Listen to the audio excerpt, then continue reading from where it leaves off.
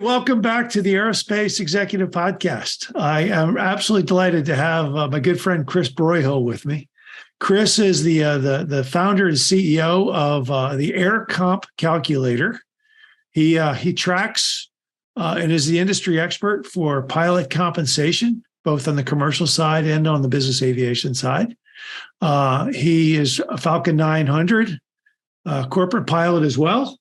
Stays very active in that, and if you ever get a chance to read his books, they are fantastic. They have all the makings, a little bit of drinking, a little bit of flying, all the good stuff that everybody wants to read about in a fiction book. So thanks for coming on, Chris. Great to be here. Appreciate you being here today. So thank you. So I love looking at your stuff, and you and I are kind of aligned. The world is going mad with regards to pilots. There's a shortage. Everybody, the salaries are going up. The contracts are getting pretty wild. It's affecting everything from the commercial airlines to the regional airlines to the business jet operators. Is this the new normal? Let's talk about it a little bit. Yeah. And how did we get here? Yeah. And I enjoyed the post you made on LinkedIn about the fact that it's a problem that's been 25 years or so in the making. I mean, the majority of the pilots in the past are guys like you and me that came from the airlines, came from the military services.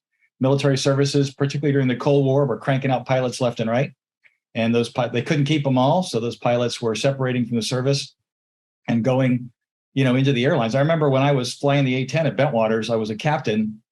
This at the end of the Cold War, late 80s, and the Air Force was instituting a bonus program to pay people to stay in. They figured if they could pay you from that 8-year to 14-year point where you would get promoted to major, then you'd stay in because of the pension waiting you at 20 years. They figured that was like the crucial bridge. So they're offering you money. And at that time, I think it was like $75,000, which 1980s, early 90s, that's a lot of money. It was a lot of money. And then later on, as I stayed in the Air Force, they started offering what we used to call old guy bonuses. If you'd have people getting out as late as 15, 16, 17 years to go fly for the airlines. So they had to start paying to keep the old guys in as well, because they needed pilots to fill cockpits there as well. And part of it, I think, was a recognition of the investment they made. I mean, we talk often about the training costs in business aviation, and I'm sure we'll get to those in a few minutes. But when I was flying fighters in the Air Force, it took about $6 million to take somebody off the street, put them through pilot training, put them through advanced flight training, and then put them through a basic course in a fighter and get them mission ready. It was about $6 million in the account range cost. Somebody came up with that number. I don't know if it had any credence or not, but the bottom line is a lot of money. So the Air Force was trying to maintain an ROI on their investment by paying a little more to keep people in. But anyway, now that the Cold War has gone down, and now that the military services are downsizing, they're not generating near the amount of pilots that go into the civilian corps anymore as they used to be. And not only that, but for a long period of time, as you alluded to in what you wrote, the regional airlines, which was typically somebody's first step into airline life, they were going to go through a regional airline. The wages they were paying were just garbage. So you had to basically hold down two jobs. I remember when I was flying, I was newly into business aviation, just a couple of years. I was flying a Hawker, and we took a client to Orlando, and we're going to take him back that night. So my co-pilot and I were having dinner in an Outback Steakhouse. Come to find out, the waitress that was taking care of us was a first officer for one of the regional airlines, and she had to work as a waitress in addition to her pilot job to be able to make ends meet. And then you had to pay for your training. That's right. So this whole thing has been a long time in the making, and now we're getting to a point. And also, I also tell you, when I was getting ready to leave the Air Force, I was at Luke Air Force Base flying the F-16, and a lot of my coworkers were getting out of the Air Force and going to fly for Southwest, because they had a big Southwest contingent in Phoenix, is where Luke Air Force Base is at the time. And they all had to buy their own 737 type. To even get hired by Southwest, they had to pay for their own 737 type. I remember that. And now, of course, the airlines are paying for everything, and it's a whole different world. But this has been like a slowly, whatever the inverse of an avalanche is, but it's like, I guess the foundation has been slowly buckling underneath the whole time now.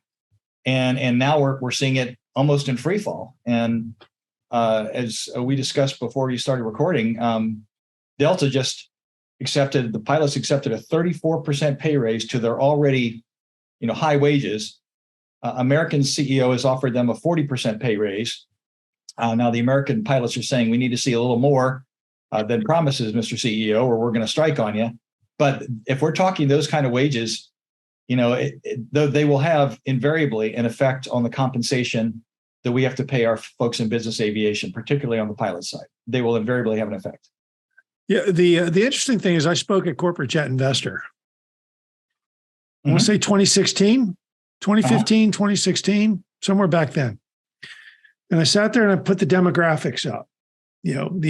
How many pilots were retiring, what the pipeline looked like coming up from the bottom, what the military was doing. And basically said, hey, look, if the airlines have another major upheaval like they did in 9/11, they're going to have to cut from the top because they got to keep, the junior guys. They can't cut the junior men and women out because then they'll have no pipeline for the future. So they're going to have to cut from the top. Right. And the unions are going to have to figure out how to work with it. Sure enough, COVID comes along. What happens? Yeah. How many pilots retire? How many pilots took the buyouts? Yeah. From COVID. All the Delta 777-300 pilots didn't want to go back to 737. So they're like, we're out of here. Yeah. It's interesting. But this has been something that's truly been, between the 80s, 9/11, financial crisis. This is something that has certainly been in the making for a long time. Mm-hmm. No, I definitely think it has been, and it's not going to get fixed anytime soon. The barriers to entry for a young man or woman who wants to become a pilot, if they want to do it themselves, you can spend as much getting your ratings in an airplane as you can going to law school, or getting a medical degree. We're talking well over $100,000 for sure, and in some cases, depending on the equipment that you use, it can be over $200,000, and then you've got to get an ROI back on that. Pretty quickly. However, used to be that you couldn't do that. And now I drive around the DFW area and I see signs for PSA Airlines on billboards. Come fly for us. I get little cards in the mail. Here's our starting pay. Come fly for us from various airlines. In your LinkedIn feed, you're seeing Southwest regularly has ads in the LinkedIn feed. Alaska Airlines has ads. The regionals regularly have ads. When have we ever seen this before? Used to be to get into the airlines, it was like I don't want to say it was like a secret, but it was kind of arcane. You kind of had to know somebody. You had to kind of find your way in. There were people who specialized in getting you through the door, or at least getting your resume looked at or whatever. Mm-hmm. Nowadays, they're in your face. We need you. Come to us. And that's certainly not the way it's been in the past. And I suspect it's the way it's going to be for the foreseeable future. And I don't see, with the retirements that are looming on the horizon, I don't see it changing anytime soon, unless we have some sort of upheaval. I mean, unless, something really bad happens, which can, that's always something you're betting on, but you got to fight the near rocks. You have to. Yeah. I mean, that's always something that's looming, some sort of economic, upheaval, whatever, COVID comes along. But, the way I look at it is, I got Marine Corps Station, New River, the V-22 training squadron is 45 minutes north of me. Oh, wow. Okay. One of their instructors, V-22s just got, he got an offer from Southwest and American both.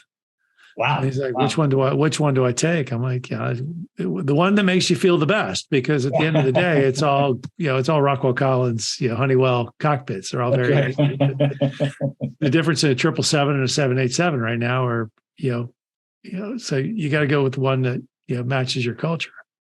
Well, it's funny. And what I do for a living, people will come to me, they're aviation managers or individuals, and they'll say, what are the applicable wages for this position at this location, flying this class of airplane? And I give them those numbers.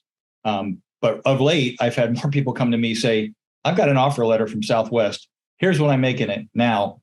Should I stay or should I go? And I've actually done those services for people. A couple of times I said, yeah, if they're not going to change your comp, you either need to change jobs or take the offer and go to the airlines. I can't tell you to stay in business aviation when, we all have, and this guy was in his early 50s. And he's going to make the jump to Southwest Airlines in his early 50s because it just made sense. I knew a guy not too long ago who was in his 50s who made the jump to FedEx because it just made economic sense. He's looking at his remaining earning years and saying, in the amount of time I've got left, it's financially irresponsible of me not to go to the airlines because I can make so much more money going there than I will staying in my current business aviation job. Mm-hmm. So he did. And that's going to be something that I think aviation managers and compensation professionals throughout the U.S. are going to have to step up to. Now you've got your cadre of people who, like me, I had the choice to go to the airlines when I left the Air Force in 2001, and the airlines just seemed really boring to me, and they still seem really boring to me. I've enjoyed being in business aviation. I love kind of being my own boss in the cockpit and all that sort of thing. And I couldn't do that if I was in the airlines. So I've got no regrets about never choosing the airlines. And there's a lot of people like me in business aviation who just love the personal nature of it, love the dynamic nature of it, and wouldn't want to do anything else. But there's a heck of a lot of people that are, have to, examine what's the most responsible thing they can do for their families. And telling your spouse that, no, I'm going to stay in this job because I like it versus go to this job here, which is still a flying job and I can make, 2 or 3 times the money. It becomes an easy choice. Yeah. I just placed chief pilot, three small jets. Mm-hmm. They're paying him well. I mean, he was an Air Force guy. Good. Retiring Air Force guy. And, but he had some G5 time, had some 89th airlift time. And we placed him as a chief pilot to go run 3 airplanes. And the comp was, hey, look, if you go to the airlines, it's going to take you a long time to, get to where we're starting you. Yeah. So, you think about, that. And I suspect that those conversations, at least with 91 operators that are running flight departments, they're going to, they're smartening up and they're saying, hey, these fellas and ladies who fly our jets are, valued, they're valued employees that we need and they're expensive to replace. So let's just pay them what we need to be competitive to keep them here for the long haul. That's the sensible approach. It is interesting, however, to see organizations or individuals who are unwilling to do that and suffer accordingly. One of the things I tell people, because when I do compensation studies for flight departments and organizations, I map out what a pilot's comp is versus the 3 majors. I do Delta, I do Southwest, and I do FedEx. And I show where their pay line intersects a notional career in the airlines. And of course, you have to make a lot of assumptions when you draw those graphs. But where their pay would intersect and how long it takes them to get back to the comp level they have now, and then B, how long it's going to take them to make back all the money they lost in the transition by taking the job. Mm-hmm. And what I tell people is you will never pay what the airlines can pay. What you can do, though, is create uncertainty by widening that gap between how long it takes them to get back what they're making now and how long it's going to take them to make their money back. So if you've got somebody, for example, that has kids in middle school and they're looking at having to send them to college here in about 4 or 5, 6 years, that uncertainty is going to play into the equation. And they're going to say, well, would kind of like to do the airline thing, but I can't take the pay cut in the meantime, to get there because we're going to be having to pay for college at, this particular time frame. So that's all you can do. I will tell you that one of the things, my greatest frustrations has been, I'm in the data business and I'm a statistician and I don't have any dog in the fight about whether people are paid more or less. There's a CEO of one of the major management companies that has jumped up and now Broyhill's out there trying to get pilots more money. And I'm not really. I'm just presenting what the data says. But it is amazing to me when you show people this data and you show people airline maps, there's about where their pilots are going to leave. And I use a pun. I say there are flight risks to the airlines, but it is amazing how people will cross their arms and not believe it. And they end up losing people as a result. And they go, gosh, how did that happen? And it's like, well, because, they can either, make more money down the street, or they can make more money fly for the airlines. And that's when people say, we don't have an airline problem here. Our people never go to the airlines. They go to another operator. I say, you've got an airline problem, because the reason that other operator is losing people is they're going to the airlines. Mm-hmm. So we've all got an airline problem. It's just a question of whether it's direct or indirect. We've all got it. And the way you keep your people around is, it's those three pillars I always talk about retention wise. It's the quality of life you give them. Can they predict their lives? It's the compensation you give them. And it's the organizational culture. Do they like coming to work, and who they work with and who they work for? Yep. Yeah. No, look, I have the same conversation with companies all the time. It's like, they get into the comp thing, and the CFOs drive me nuts, because they on the business jet side of the house, they break it down by, how much does this cost us per hour?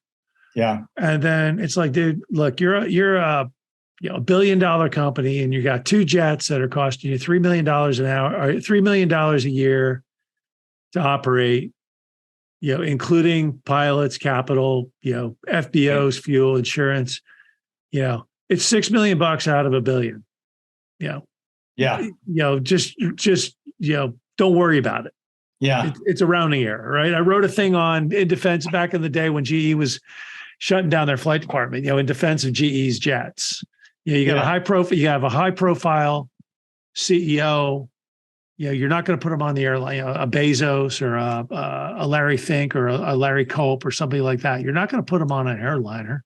Yeah. And send them to wherever you want to go. So, just quit trying to make sense out of something that's, a little bit more subjective than objective.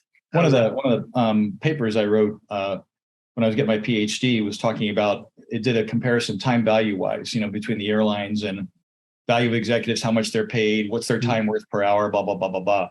And I quoted an article. I wish I had it in front of me. But basically it was this guy who was writing an editorial in favor of jets, of corporate jets. And he said, basically, here's the CEO of this fund that I invest in. I don't need you spending 2 hours cooling your heels in the departure lounge here, waiting for your airplane in your possibly canceled flight. I need you to get to where you're going and do business to make me money. Mm-hmm. And it's all about the time. And when you put a price on the time, you can't compare it. My next door neighbor in my office building is private equity. Mm-hmm. In the med devices, calls me up from LaGuardia. My flight got canceled. My other flight got canceled. My third flight got canceled. They're telling me I can't get out till Wednesday. Yeah. This is Sunday. What do I do? Buy a jet. Buy a jet. There you go. You can afford it. Get a card. You can certainly afford it. So what do you think? So here's my issue though. I mean, this is the whole infrastructure is changing. You got the majors, which are sucking it up. They're going to raise prices. They're getting they're paying what they need to pay. Mm-hmm. But you got the regionals in there that can't afford to do that. Well, the regionals are offering direct entry captain positions now in a lot of cases, and starting people off at like $200,000. I mean, so that's a heck of a lot more, like several orders of magnitude more than they used to pay. Right. So I think they're making, the reason the regionals are scary is because in business aviation, we used to be in business aviation. I remember when I first got out of the Air Force and was trying to find a job, and I was a fighter guy. So you don't get out of the Air Force, you don't get out of flying fighters a whole lot of time. I think I had like 3,500 total time, something like that. I couldn't get a business aviation flight department to look at me. Oh, we need at least 5,000 hours. And you need, this and that, and blah, blah, blah, blah, blah. Well, now the code is finally broken in business aviation that we're going to try to go after the younger crowd. We're going to try to entice them into our industry. But the regionals are going to suck all those younger people up. And that's what they're trying to do. And all the regionals say, come here, fly for us for a few years. We offer you a guaranteed interview at American or whatever their feeder, they are feeder for. And so the regionals are sucking all the younger people up, and the majors are sucking up all the more experienced people. And it's a battle in the trenches to see if we can, maintain the pilot force we need to maintain to keep the industry moving. Yeah. The people that I think have the biggest dog in the fight and are looking the other way are the OEMs. Gulfstream, Falcon Jet, Textron, Bombardier. Yeah. And the way I'm like, hey, look, you got the dog in the fight is you guys want to keep selling business jets. Yeah. Yeah. I mean, if you want to keep selling business jets, we got to figure out the flight training thing. Well, the interesting thing is they're oftentimes their demonstration teams are revolving doors also, because they work those men and women really hard and they don't pay them very well. Yep. And in fact, some of my clients that I advise are people that are on the demo teams for the OEMs and or test pilots for the OEMs also. And they basically have come to me and say, this is what they're paying me. Is it right? And usually 9 times out of 10, nope, it's not. You are low. And the OEMs aren't interested in paying more to maintain the people. That's kind of a specialized job. And one of the OEMs a few years ago called me in to do a complete compensation review of not only their demo department, but their test department as well. And they were in different locations. And in both cases, they were way low and had lost people. Yeah. So fortunately, the results I gave them enabled them to increase their compensation accordingly, and they were able to retain and even attract back a few folks after they had done that. But that, to your point, not only they need to be leading by example there, I guess is what I'm trying to say related to what you had to say, in that they're making business jets. They need to have people, men and women to fly these business jets. They have a dog in the compensation fight, whether they know it or not. Yeah, no, I totally agree with you. I mean, I think they have a dog in the, training schools. We got to guarantee a pipeline of pilots. We got to figure out, hey, look, if the 1,500 hour rule is going to stay in place in the United States, which I don't see with 7 near incursions on the, with 7 near misses on runways lately, I don't see the 1,500 hour rule going away anytime soon. No. But at the end of the day, for 91, look, a guy or girl with 1,000 hours is probably who's been well trained, is a very safe Lear 45 Citation XLS. Pick an airplane pilot. They are very safe, and I think the OEMs are, you start to think of the OEMs going, hey, look, we got to figure out how to start to get, we got to figure out our own pipeline here. Yeah. Because, we got to make sure that if we want to continue to sell these things, our people are able to, our customers are able to crew. Yeah. Yeah. I know that some of the airlines have started their own flight schools doing like ab initio sort of thing, trying to pull people off the street and get them into the airlines. I've said for a long time that this is something that business aviation needs to find a way to do. And I don't think, I know the NBAA is our main lobbying organization, our main kind of canopy under which we all gather, but I don't think it's something that they would want to have a hand in. But we do need to you need to get some of the bigger flight departments to get together and fund something like this. So at least A, you've got a common venue for attracting new talent, and then B, a way to train them. Come work for us. Here's what you'll get. And we'll put you through training. Give us, like the Air Force does. Give us 5 years of your life after we spend all this money on you. After that, you can go do what you want, but come fly for us. And everybody talks about it, but nobody's doing anything. And that could be an OEM-led measure as well. At least somebody has to start it off. Somebody has to be willing to stand behind it for other people to become a part of it. And nobody is stepping up. Yeah, no, I totally agree with it. To me, I've been kind of doing a shoulder shrug for a couple of years, thinking Mark Burns, this is kind of on you now or at least one of your staff to figure this out. Yeah. But nobody's really jumping up and down, going, "Hey, we got it," type of deal. What's the solution? What do you think? What are the 3 things the industry needs to do to get this? Look, and quite frankly, I like the fact that pilots are now, getting paid. There were some rough times for them. Flight safety stepped up in the financial crisis, and they helped unemployed. They guaranteed that pilots who had lost their cockpits could stay current, and they gave them the training.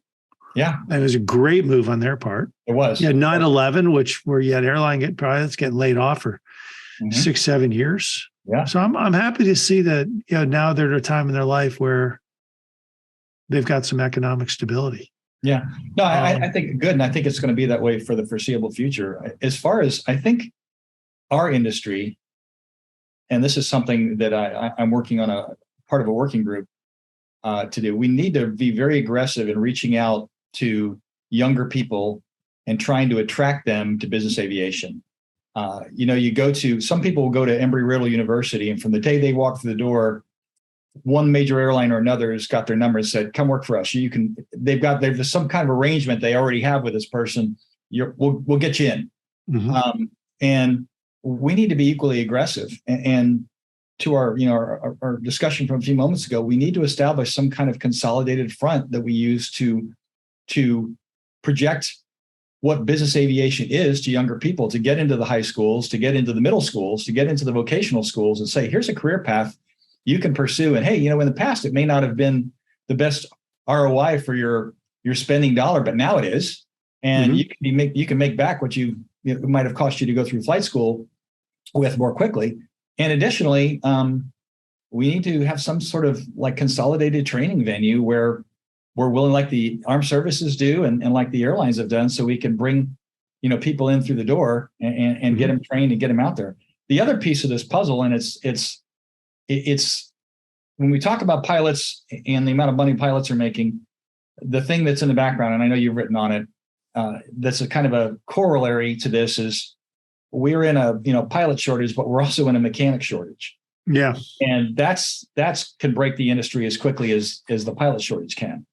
And I think if we're going to address pilots as we should, we also need to be looking at mechanics, mm-hmm. technicians who will find business aviation. I think technicians like business aviation better because they've got more independence. They can troubleshoot things. They're not so locked into a single job function as they are in the airlines. And you don't see a mass exodus of technicians from business aviation to the airlines. You see some, but the majority of them just go from operator to operator. Yeah, who wants to work third shift? Yeah, you think about exactly. You think about who wants to work third shift in Tulsa when the airplanes are flying during the day, they're being maintained at night, right? Who wants to be working from 9 at night till 9 in the morning, or 7 at night till 7 in the morning? That's the that's the struggle. Where Standard Aero, it's like, hey, look, we'll work 2 shifts. And you're working on some cool equipment, and it's 2 shifts. But somebody told me the biggest employer of AMPs out in California was Disney. Really? Because they can fix rides. Oh, that's right. Yeah, I've heard that as well. You think about like, hey, they can go out there and they can go if they can fix an airplane, they can go fix Dumbo, type of deal. That's a big issue. 30% of the people that finish A&P school never go to work on an airplane. They get poached somewhere else. At oil fields, we're poaching them. So that's an interesting dilemma too. It is. What do we do? What do we do to become the employer of choice again? Yeah.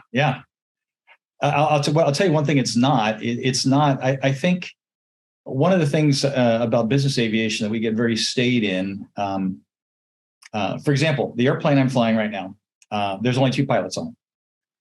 That's a model that I consistently advise people not to follow, because when you only have 2 pilots on an airplane, now these people don't fly very much. They're very nice, blah, blah, blah, blah, blah. But we are going to have to cycle away from the model of what is the minimum staffing to keep an airplane in the air. And the people that are advising people to buy airplanes and operate airplanes need to be a lot more forceful about the fact that if you don't give these people a quality of life, if you don't pay them adequately and give them a good quality of life, mm-hmm. and give them a good working environment, they're going to find somewhere where they can find that. Mm-hmm. And guess what? It's probably right down the street. So mm-hmm. if it's not, where the airlines are, back to our earlier discussion. But I think we're just going to have to break a lot of the paradigms that we have in business aviation about the way aircraft are operated if we want to retain the people we want to retain, both on the pilot and the mechanic side. Yeah, no, I totally agree with you. I mean, look, the E2 Hawkeye you see on my wall behind us, this is always the struggle I have. The people who are flying E2 Hawkeyes, are hitting their squadrons with 300 hours, 350 hours. They're becoming aircraft commanders with 600 to 700 hours, and they're landing on aircraft carriers, and they're doing it very safely. Yeah, exactly. The 1,500 hour rule, look, as much as I agree with it, I disagree with a lot of it as well, because I think that, it's less hours and more, it has less to do with hours and more to do with training. I think it's a function of the quality of the hours, not so much the quantity of them. Exactly. And then the quality of life thing, that's the reason, people quit flying in the military is like, hey, look, we're gone all the time. Nobody wants to be attracted to a beeper. Yeah, exactly. So I'm with you. It's quality of pay is one thing, quality of life is another. It's the business of running an airplane. Yes. And the CFO has got to realize that, look, it's more, it's more objective than it is subjective, and you just have to be, or it's more touchy feely. You have to look at it. You have to look at it as a productive asset versus, hey, this thing's just burning a hole in my books. Yeah, no, you definitely do. So once we come to that, I love the conversation today. So are we on this trend? Yeah. Are we on this trend for forevermore? Is this a new thing? That's difficult to predict, I think. As you know, if I could tell the future, I could make millions of dollars. I think it's for the foreseeable future, unless some kind of event occurs that derails it, and you can, from all the stuff that's going on in the world today, just pick one that gets out of control. Who knows? But for the foreseeable future, I think it stays on course. Do you think we're ever going to see single pilot commercial aircraft? I hope not. Yeah. I would like to think that, we're smarter than that. But I'm not sure we are. I think we will see pilot-less cargo aircraft at some point. Yep. If I'm Fred Smith and I can make all my labor costs go away by a capital investment, boom, I'm going to do it. Although I do know that in response to the pilots unions, Boeing is pushing back on any demands to automate their cockpits.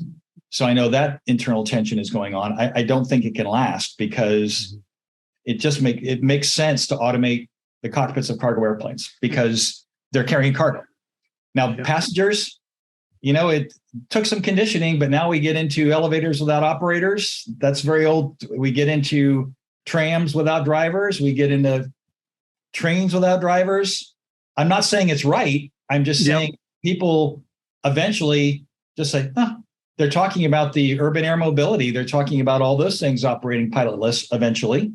And it gives me the heebie-jeebies, but I'm an old guy. And so, and I'm not as adaptable as the younger folks are. So I don't know. I think you could talk about a lot of stuff. Yeah. In my humble opinion, we're a long way away from it. Yeah. Cargo, maybe. I don't see a 767 with FedEx on the side of it flying without a crew. Mm-hmm. You got millions of dollars worth of stuff in that. The insurance companies may have the people insuring that airplane and all its cargo may have a different opinion. Yeah. And that's one thing to deal with. And two, I think about, you've got, an American Airlines 787 flying across the country. Look, the human element, it's there. So I think it's a long way. I think we're a long way away from it. Well, I hope we are. I hope so. It's not like I want any of this to happen, but I mean, it just, you see this continual push, and as to your earlier point about, we've had multiple runway incursions, like 7 runway incursions or incidents. Yeah. I can't even categorize them. In the last few months, we need more people in the cockpit paying attention, not less. Yep. So I agree with you. And the technology is not going to save us from everything. So I totally agree. Hey, Chris, how do people get a hold of you? Well, you can, my website is aircompcalculator.com, where you can go and see all of the products that I can assist your flight department with. My email is drchrisbroyhill@aircompcalculator.com. And anybody's welcome to reach out to us. So I'll answer compensation questions. You don't necessarily need to buy anything. I'm here to be a service to the industry. And you're always on LinkedIn. I love you. I love the stuff you post on LinkedIn too. So yeah, thanks. Okay. I try to stay abreast of stuff and kind of rile people up a little bit about compensation stuff when I can. Chris, thanks for coming on. Appreciate it today. Thanks, Craig. Thanks for having me. Awesome. Thank you. I hope you enjoyed the latest edition of the Aerospace Executive Podcast. You can reach out to me directly, Craig at NorthstarESG.com, or check us out at www.northstaresg.com. You can subscribe to this podcast on iTunes, Stitcher, Podbean, or on YouTube. Just do a search for Aerospace Executive Podcast. Thanks again. I'm Craig Piven.